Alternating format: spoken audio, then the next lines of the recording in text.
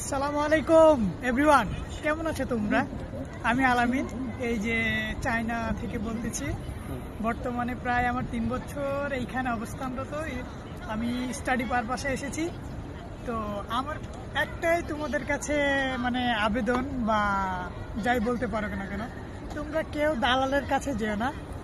তোমরা যদি চায়নায় সত্যি সত্যি পড়াশোনা করতে আসতে চাও, তাহলে পরে অবশ্যই নিজে নিজে ফর্ম পূরণ করে ইন্টারভিউ দিয়ে বিনা পয়সাতে চায়নায় তোমরা পড়াশোনা করতে আসতে পারবে।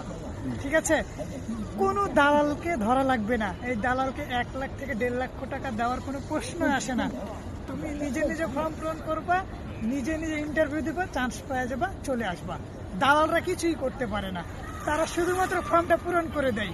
ইন্টারভিউ কিন্তু নিজে নিজেই দেওয়া লাগে।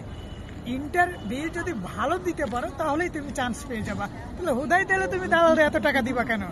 তো ওই জন্য আমি তোমাদেরকে বলবো, যদি তোমাদের কোনো গাইডলাইন লাগে তাহলে আমার সাথে কথা বলতে পারো, যোগাযোগ করতে পারো। আমি তোমাদেরকে ইনফরমেশন দিয়ে সাহায্য সহযোগিতা করবো।